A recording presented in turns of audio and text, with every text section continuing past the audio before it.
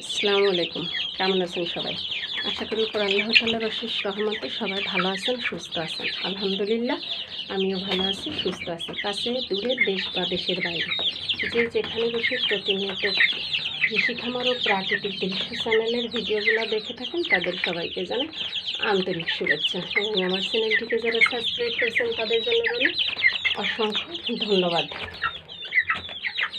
তো প্রতিদিনের মতো আজ একটা নতুন ভিডিও আপনাদের জন্য, সেটা হচ্ছে একত্রে দেশি মুরগি এবং ব্রয়লার মুরগি পালন। তো এর আগে আমি গত ভিডিওতে কিন্তু আপনাদেরকে দেখিয়েছিলাম যে আমি যখন এই মুরগির বাচ্চাগুলা ফুটে, দেশি মুরগির বাচ্চাগুলা ফুটে, তখন কিন্তু আমি ব্রয়লার মুরগি নিয়েছিলাম, সাথে 4টা বাচ্চা নিয়েছিলাম। তো আপনারা দেখেছিলেন। তো এই যে আমার বাচ্চাগুলা কিন্তু বড় হয়ে গেছে। তো আমি কিন্তু এখনও পর্যন্ত এদের কিন্তু কোনো ধরনের কোনো মেডিসিন প্রয়োগ করিনি।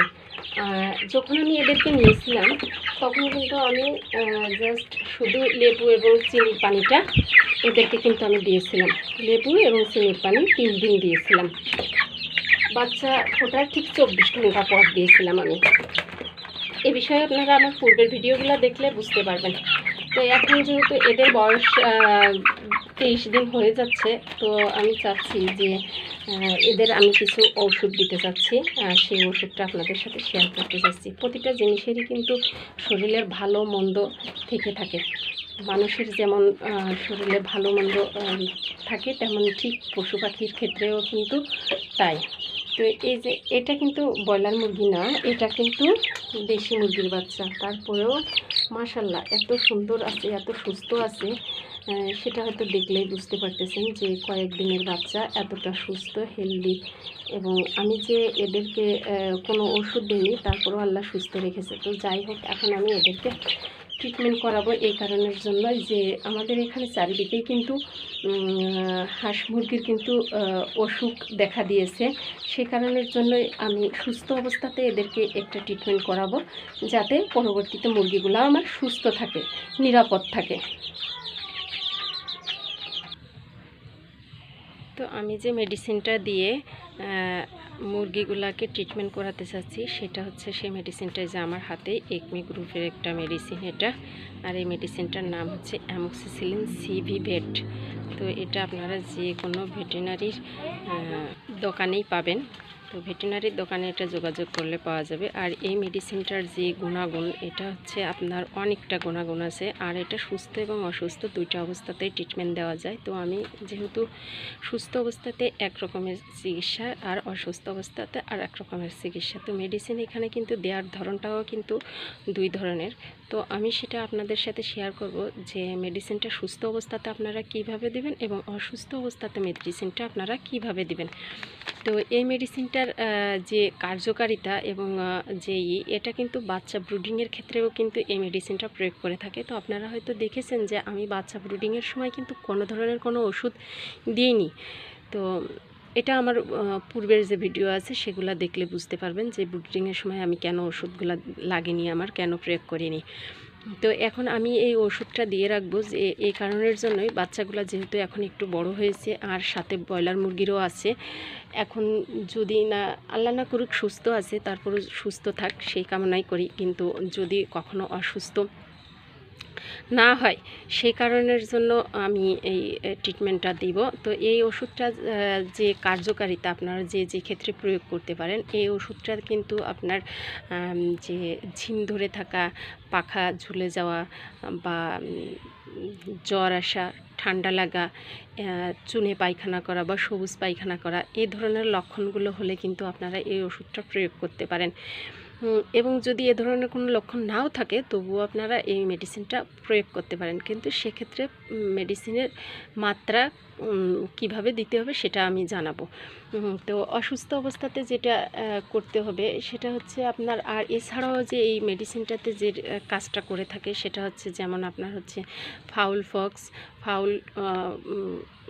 বসন্ত, গুটি বসন্ত, ফাউল ফক্স, কোরাইজা, রানীক্ষেত, ঠান্ডা, জ্বর, পায়খানা, সবুজ পায়খানা, চুনে পায়খানা, এই ধরনের বিভিন্ন ধরনের রোগের জন্য কিন্তু এটা কাজ করে থাকে। কোরাইজা ইত্যাদি রোগের কিন্তু ওষুধ কিন্তু এটা। এই অ্যামোক্সিসিলিন সিভি ভেটটা কেন আমি প্রয়োগ করছি, এটা কিন্তু একটা অ্যান্টিবায়োটিক মেডিসিন। আপনারা ভেটেরিনারির দোকানে গেলে কিন্তু এর থেকেও অনেক হাই অ্যান্টিবায়োটিকের মেডিসিন আপনাদেরকে দিতে পারে বা পাবেন, কিন্তু আমি হাই অ্যান্টিবায়োটিকের মেডিসিনটা দেব না। এই কারণের জন্য একবারে যদি ফার্স্ট লেভেলের অ্যান্টিবায়োটিক প্রয়োগ করা যায়, তাহলে কিন্তু যখন হাঁস মুরগিগুলা বড় ধরনের কোনো অসুস্থ হয়, তখন কিন্তু আর এই নর্মাল অ্যান্টিবায়োটিকে কাজ হয় না। তো যখন বেশি আকারে অসুস্থ হয়ে পড়ে, তখন নর্মাল কিন্তু যে অ্যান্টিবায়োটিকটা এটা দিলে কিন্তু পরবর্তীতে কি হয়, যে আপনার অসুস্থ হয়েছে, সেক্ষেত্রে আপনি হাই অ্যান্টিবায়োটিকটা দিলে আপনার মুরগিটা সুস্থ হওয়ার সম্ভাবনা থাকবে। আর যদি শুরু থেকে হাই অ্যান্টিবায়োটিক দেন, তাহলে সেই মুরগিটা অসুস্থ হলে কিন্তু সুস্থতা ফিরিয়ে আনা কিন্তু অনেকটা কষ্টের ব্যাপার। আর এই কারণের জন্যই আমি আমার যে রাজাহাঁসের খামার বা শখের বসে যে মুরগিগুলা কবুতরগুলা পালন করে থাকি, সাধারণত আমি এই ওষুধটা ইউজ করে থাকি। আর আমি এ থেকে কিন্তু ভালো ফল রেজাল্ট পেয়েছি। আর সেজন্য আমি সাজেস্ট করবো, আপনাদের যদি ভালো লেগে থাকে তাহলে কিন্তু এই ওষুধটা আপনারা প্রয়োগ করতে পারেন। আল্লাহ না করুক সুস্থ থাক সবসময়ের জন্য আল্লাহর কাছে দোয়া করি যে সকলের পশু পাখিগুলা সুস্থ থাক। যদিও নাকি কোনো ধরনের কোনো কিছু হয়ে থাকে, তো সেক্ষেত্রে আর কি আমি বলছি। তো সেই ক্ষেত্রে আপনারা এই অ্যামোক্সিসিলিন সিভি ভেটটা দিতে পারেন, এতে করে মুরগিটা সুস্থ থাকবে, ভালো থাকবে। এবার আসি যে এই ওষুধটা কিভাবে দিবেন। তো সুস্থ অবস্থাতে এক রকমের এই মেডিসিনটা দিবেন এবং অসুস্থতা আর এক রকমের দিবেন। তো সুস্থ অবস্থাতে এই মেডিসিনটা দিতে হলে আপনারা প্রতি 2 লিটার পানিতে 1 গ্রাম ওষুধ দিবেন। এটা কিন্তু 10 গ্রাম ওষুধের পাতা। তো 2 লিটার পানির মধ্যে 1 গ্রাম ওষুধ দিবেন সুস্থ অবস্থাতে। আর যদি মনে করেন যে না, আপনার হাঁস মুরগি বা কবুতর অসুস্থ হয়েছে, সেক্ষেত্রে 1 লিটার পানির মধ্যে 1 গ্রাম ওষুধ দিবেন। তো সুস্থ অবস্থাতে এক ধরনের আর অসুস্থ অবস্থাতে এক ধরনের। তো এখন কিন্তু আমার মুরগিটা কিন্তু সুস্থ আছে। এই সুস্থ অবস্থাতে আমি দিব বিদায় আমি কিন্তু 1 গ্রাম ওষুধ 2 লিটার পানির মধ্যে দিব। তো এই যে এখানে দেখতে পাচ্ছেন, আমি কিন্তু এখানে 2 লিটার পানি নিয়েছি। তো এখানে এই 2 লিটার পানির মধ্যে আমি যে 1 গ্রাম ওষুধ দিব। তো আমি এই যে এখানে 1 গ্রাম ওষুধ কিন্তু পরিমাণ মতো নিয়ে নিয়েছি, কারণ এর আগে কিন্তু আমার এই 1 গ্রাম ওষুধ কিন্তু মাপা ছিল। এর আগে আমি যেহেতু দিয়েছি, তো সেই হিসাব থেকে কিন্তু আমি আনুমানিকভাবেই কিন্তু আমি আমার এই ওষুধটা দিচ্ছি। এবং এখানে দিচ্ছি কিন্তু আমি এই যে 2 লিটার যে পানি নিয়েছি, এটার মধ্যে কিন্তু আমি এখন এই ওষুধটা দিয়ে দিলাম। এখন এটাকে একটা কাঠি সাহায্যে আমি যে গুলিয়ে দিচ্ছি। আপনারা যেভাবে যে কোনো সাহায্যে এভাবে ওষুধটা গোলাইয়ে দেবেন। এই ওষুধটা কিন্তু যে আমার গোলানো শেষ, এবং এই ওষুধটা কিন্তু আমি এই যে একটা পানির পট, এই পটের মধ্যে কিন্তু এই যে দিয়ে নিয়েছি। এবার এই ওষুধটা মুরগিকে খেতে দিতে হবে। চলে আসলাম আমি আমার এই যে সেই মুরগিগুলোর কাছে। ফুল টুসি লাল টুসি, আমার এখানে কারেন্ট চলে গেছে, যার কারণে জন্য এটা অন্ধকার দেখাচ্ছে। এই যে ওষুধটা আমি এখানে কিন্তু দিয়ে দিয়েছি, ওষুধের যে পানিটা।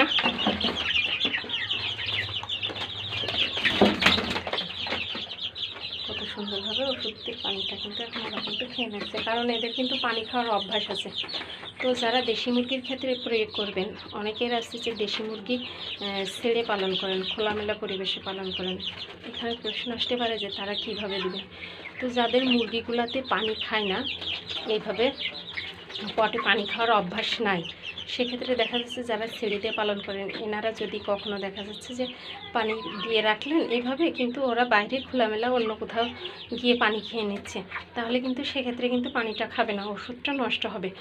তো সেই ক্ষেত্রে আপনারা আর একটা কাজ করতে পারেন, সেটা হচ্ছে কিছুটা চাউলের মধ্যে, চাউল বা খুদ, এর মধ্যে কিন্তু আপনারা এই ওষুধটা কিন্তু যে 1 গ্রাম পরিমাণ ওষুধ, সেটা কিন্তু আপনাদের মুরগির কিন্তু তার আগে একটা কথা বলি যে আপনাদের মুরগির পরিমাণটা বুঝতে হবে। যদি বেশি হয় তাহলে সেক্ষেত্রে 1 গ্রাম দেবেন, যদি কম হয় 2-4টা বা 5-6টা হয়ে থাকে, সেক্ষেত্রে কিন্তু তার থেকেও 1 গ্রামের থেকেও কম দিবেন। তো সেই ওষুধটা কিন্তু আপনারা চাউল বা খুদের সাথে সুন্দর করে হালকাই 1 ফোঁট পানি দিয়ে কিন্তু চাউলটা মেখে ওষুধটা দিয়ে মেখে সুন্দর করে দিতে পারেন। এবং যে অন্য যে কোনো খাবার সকালে মুরগিকে দেন, সেই মুরগিকে খাবারটা দেওয়ার আগে কিন্তু আপনারা এই ওষুধটা দিবেন, যাতে করে ওষুধটার মাখানো যে চাউলগুলা সেগুলা দিলে কিন্তু মুরগি কিন্তু খেয়ে নেবে।